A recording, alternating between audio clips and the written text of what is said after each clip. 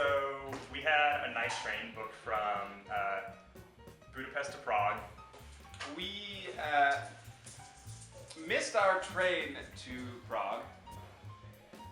Missed our train. Oh my gosh, it left at 8:05. Because we all thought it left at 10.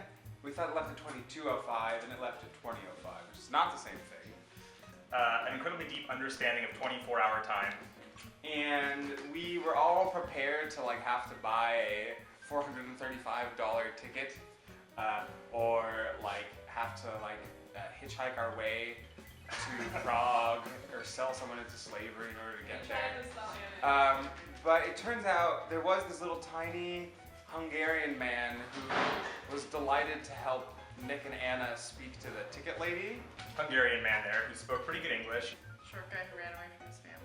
And he wanted to be our best friends. And apparently in Hungary, somehow, if you buy a ticket, you can use it whenever you want. I thought he was like a person who was like a liaison for the train station or something. I'm pretty sure he was just a drunk Hungarian man who was hanging out in the train station. But he told us it was okay to change our tickets. We need to find a place to stay, so we're like, well, let's just take the metro to Starbucks, because we know they'll have Wi-Fi.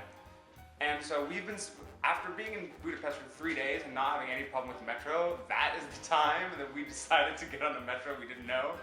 Missed a lot of bus stops and ended up not where we were supposed to be. We ended up on the other side of the river, and we had to take the metro back and then walk to Starbucks. And then got on a metro. No, did we get on a metro? Yes. We got on a bus. We got on the metro? Got on the metro. And we had about 15 minutes before they closed and pushed us out. And we were able to find a hotel for $35 for 2 people that we were then going to sneak total of 6 people into. And that went smoothly as well.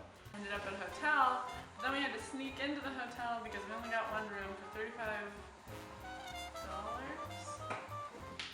We get back to the train station at 5:30 in the morning. Nick got a breakfast kebab. Great. It's the same lady who'd been there at about 10 p.m. is there at 4 in the morning. And she's like, yes, the tickets are good. And we were on our train to Prague, which was great. Everyone was really confused because we're like, yeah, these are valid. And they're like, oh, I guess these are valid. Until we were woken in the start by one earring-wearing giant Czech man. The large Czech ticket controller bursts into our cabin. I wake up. I think he is speaking English to me, but I ask him to speak English to me because I'm like completely out of it from sleeping. And at this point, he asks for our tickets. I give them to him, and then he tells us that we don't have tickets. So we gave him the ticket. He's like, there's no ticket here. Nick's like, what? After explaining to him a few times what was going on, he asked us if we could speak German because he said he spoke better German than English, and none of us speak German. And he's like, no. And he said to us, this ticket is from Hungarian country to Slovakian country. This ticket is from Slovakian country to Czech country, but there is no ticket for Czech country. And we were trying to explain to him, we missed our train. Then he was like literally saying we didn't have a ticket. It was physically missing. So, we finally figured out that there was a small ticket which had been separated from the rest of the ticket book, which I found in the bottom of my bag. And we're like, Nick's like, oh, I know where it is. Pulled out the ticket, and we're like, oh, this would be great. And then we showed him, he was like, no, it's not gonna work. He then told us that that was not good. And we tried to buy tickets on board with a card, but they didn't accept cards, and none of us had any Hungarian or Czech money on us. So we were able to somehow scrounge together €64 to pay for our little bit of a ticket.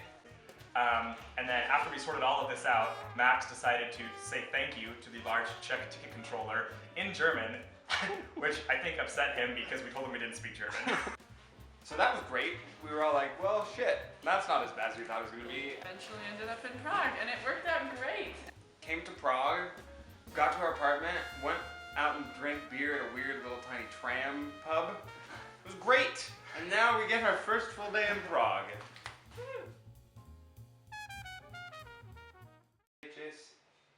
Editar de versos peligrosos.